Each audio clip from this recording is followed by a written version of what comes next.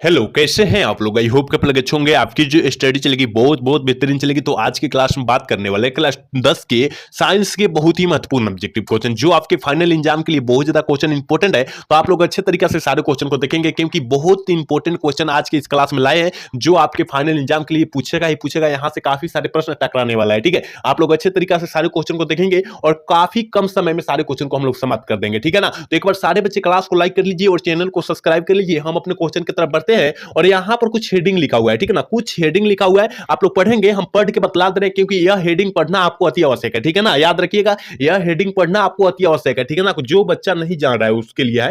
कह रहे ना, प्रश्न संख्या 1 से 80 तक वस्तुनिष्ठ प्रश्न है। मतलब 80 को जो होगा वस्तुनिष्ठ से ऑब्जेक्टिव प्रश्न होगा। वस्तुनिष्ठ का मतलब जो होता है ऑब्जेक्टिव क्वेश्चन। ठीक है, और ऑब्जेक्टिव क्वेश्चन जो होगा 80 होगा, जिसमें से आपको जो है 40 का ही आंसर देना है। याद रखिएगा, 40 का ही आंसर देना है। और प्रत्येक विकल्प पर 4 विकल्प रहेंगे, यानी प्रत्येक ऑप्शन के साथ 4 विकल्प रहेंगे और उसमें से एक का ही चिन्हित करना है। जो सही होगा उसको चिन्हित करके और अपना उमर सीट पर क्या करना है, टिक आउट कर देना है। अच्छे तरीके से टिक आउट कर देना है। ठीक है ना? याद रखिएगा, मान लीजिए कि 4 ऑप्शन रहेगा, उसमें से 2 नहीं रंग सकते हैं। ठीक है, नहीं तो गलत हो जाएगा। याद रखिएगा, ये आपको जो है ध्यान में रख लेना है। ठीक है, तो हम अपने क्वेश्चन की तरफ बढ़ेंगे। यहां आप लोग समझ गए। ठीक है, चलिए 1 नंबर क्वेश्चन देखिए, बहुत क्वेश्चन इंपॉर्टेंट है। करेंगे पेंटेन जिसका अणुसूत्र C5H12 है, जिसके कितने संरचना और समवायी संभव होगा। देखिए, सबसे पहले संरचना सूत्र आपको पता होनी चाहिए, बनाने के लिए पता होनी चाहिए। देखिए यहां हो गया, अब सबके ऊपर कार्बन क्या कीजिए, हाइड्रोजन बैठा दीजिए, एच बैठाइए। और यहां पर जब करेंगे तो इसका संरचना संभव जौन होगा, यानी 3 यहां पर भी बैठेगा, यहां पर भी बैठेगा, यानी 3 हो जाएगा। क्या हो जाएगा? 3 हो जाएगा आंसर।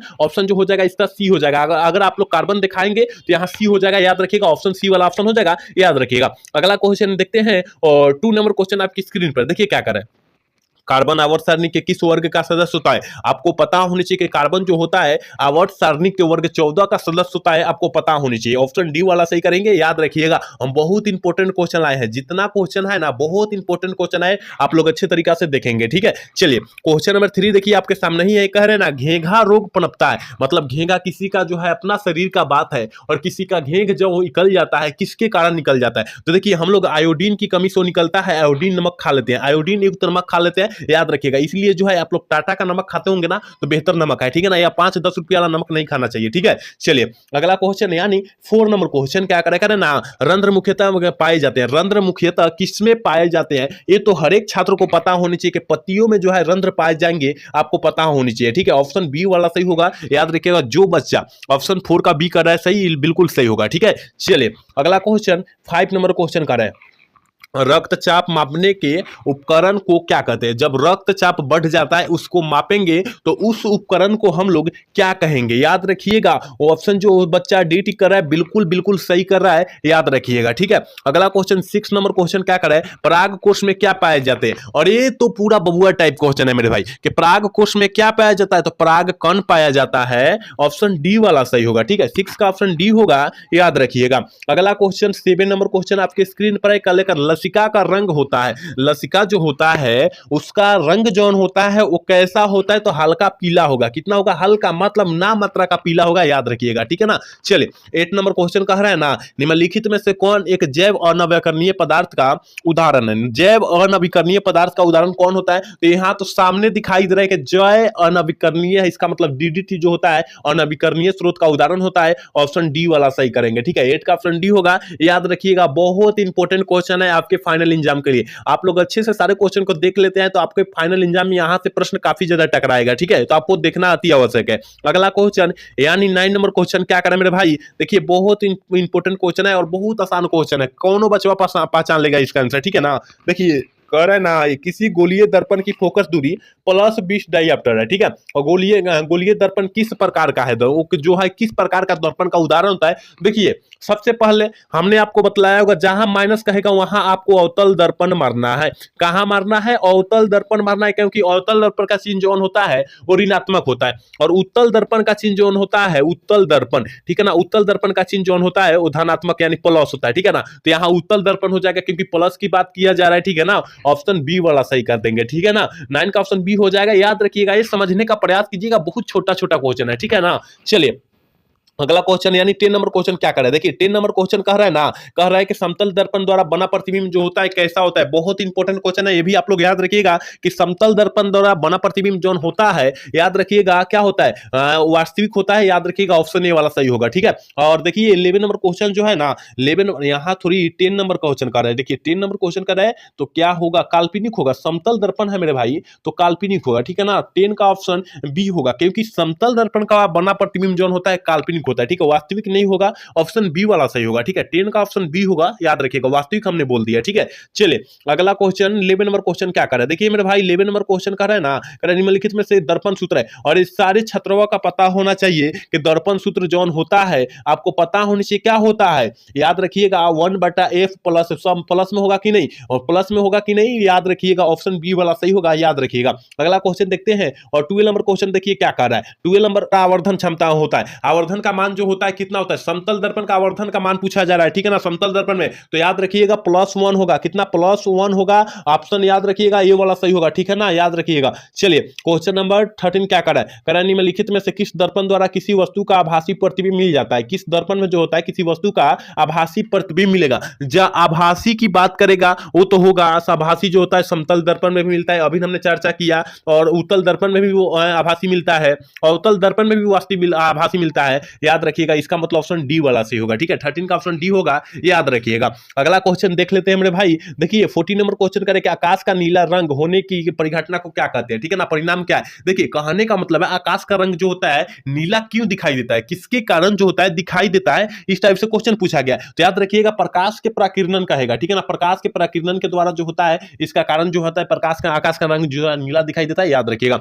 ऑप्शन सी वाला सही करेंगे, याद रखिएगा। बहुत इंपॉर्टेंट क्वेश्चन है, मैं जितना क्वेश्चन आपको दे रहा हूं बतला रहा हूं, बहुत इंपॉर्टेंट क्वेश्चन है आपके फाइनल एग्जाम के लिए, ठीक है। चलिए 15 नंबर क्वेश्चन करें ना सर, करे विरल माध्यम से सघन माध्यम में जाती किरण हुई किरण मुड़ जाती है। विरल माध्यम से सघन माध्यम में जाती हुई किरण जो होता है किसमें मुड़ जाती है, किसमें मुड़ जाती है, तो याद रखिएगा अविलंब से दूर मुड़ जाएगी, ऑप्शन ए वाला सही हो जाएगा। 15 का ऑप्शन ए टिक कर देंगे, याद रखिएगा। अगला क्वेश्चन यानी 16 नंबर क्वेश्चन का निम्नलिखित में से किस लेंस की फोकस दूरी धनात्मक होती है। किस लेंस की फोकस दूरी, अभी वही हमने बात बतलाया, जहां प्लस की बात कहेगा वहां उत्तल लेंस मारेंगे कि नहीं मारेंगे, जहां माइनस की करेगा यानी ऋणात्मक की बात करेगा वहां उत्तल लेंस मारेंगे। तो हम ही अभी ने बतलाया अभी, ठीक है ना, तो आप लोग समझ जाइएगा ऑप्शन ए वाला सही होगा, ठीक है। चलिए अगला क्वेश्चन 17 नंबर क्वेश्चन क्या कर रहा है, करे कि ऑक्सीजन के परिवहन के लिए जिम्मेदार का रक्त का घटना है, घटक है, कौन है जिम्मेदार घटक जो होता है, रक्त का जिम्मेदार कौन होता है, तो याद रखिएगा 17 का ऑप्शन जो बच्चा ऑप्शन बी टिक कर रहा होगा बिल्कुल बिल्कुल सही कर रहा होगा, याद रखिएगा आरबीसी, ठीक है ना, याद रखिएगा। चलिए अगला क्वेश्चन 18 नंबर क्वेश्चन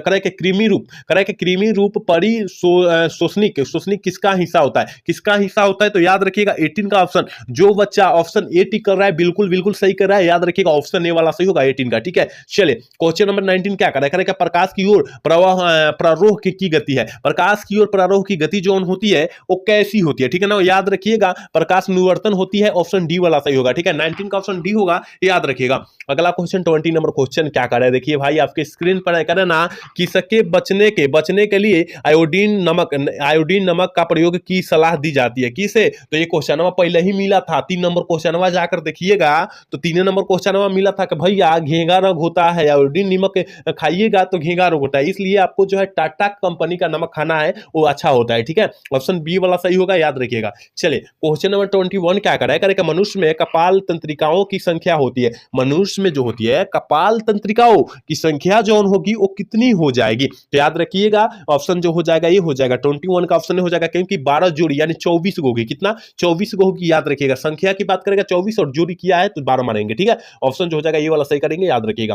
अगला क्वेश्चन देखिए 22 नंबर क्वेश्चन का, मस्तिष्क का कौन सा भाग में गंध पहचानने का केंद्र होता है, मतलब हमारे मस्तिष्क का कौन सा भाग है जो किसी चीज का जो है गंध हम लोग पहचान जाते हैं। मान लीजिए सेंट कोई मारा है, परफ्यूम मारा है, तो हम लोग क्या करते हैं कि धड़ाक से पहचान लेते हैं कि हाँ भैया ये सेंट मारा हुआ है, ठीक है ना, तो किसके कारण पता चलता है, तो याद रखिएगा उसका जो हो जाएगा अग्र मस्तिष्क के कारण जो है पता चल जाता है, ऑप्शन बी वाला से हो जाएगा, ठीक है, 23 का ऑप्शन बी होगा, याद रखिएगा। अगला क्वेश्चन 23 नंबर क्वेश्चन का प्रथम मस्तिष्क कह रहा है ना, प्रथम प्रथम जो होता है ना, प्रथम मस्तिष्क धर्म का प्रकट होना कहलाता है। बहुत बहुत इंपॉर्टेंट क्वेश्चन है, मासिक धर्म का प्रकट होना क्या कहलाता है? तो याद रखिएगा, उसे हम लोग कहते कहते मेचर्न कहते हैं। ऑप्शन जो हो जाएगा बी वाला सही हो जाएगा। ठीक है, 23 का ऑप्शन बी होगा, याद रखिएगा।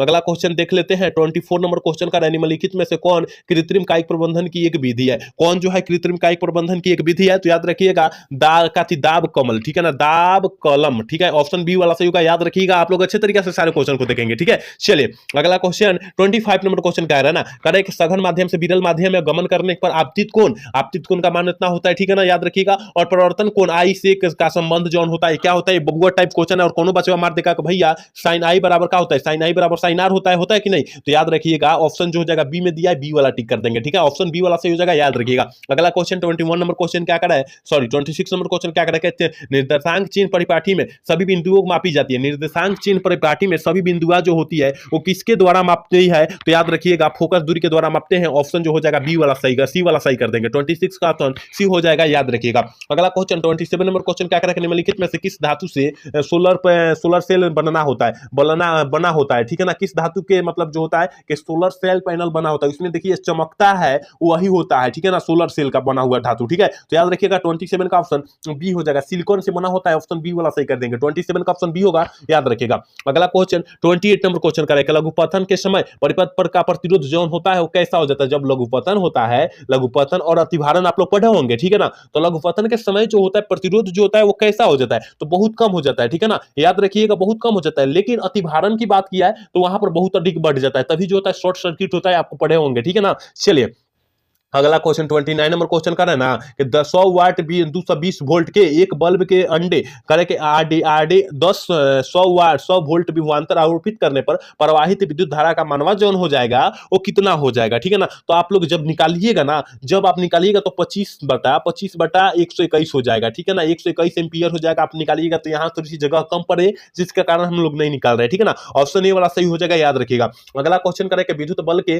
फिलामेंट का द्रव होता है, मतलब जो होता है विद्युत बल में जो होता है फिलामेंट जो भरा होता है विद्युत बल में, देखिएगा एगो तार इस तरह रहता है। ठीक है ना, इस तरह लटका होता है, उसका जो होता है फिलामेंट जो होता है किससे बना होता है, किसका द्रव होता है? तो याद रखिएगा 30 का ऑप्शन यानी 30 का ऑप्शन जो बच्चा ऑप्शन बी टिक कर रहा है बिल्कुल बिल्कुल सही कर रहा है, याद रखिएगा। अगला क्वेश्चन 31 नंबर क्वेश्चन कर रहा है कि प्रकाश का न्यूनतम तरंगदैर्घ्य जोन होती है वो कितनी होती है? देखिए कितना इंपॉर्टेंट क्वेश्चन है, प्रकाश का न्यूनतम तरंगदैर्घ्य जोन होती है वो कितनी होती है? तो याद रखिएगा 380 मीटर होती है। कितने होती है?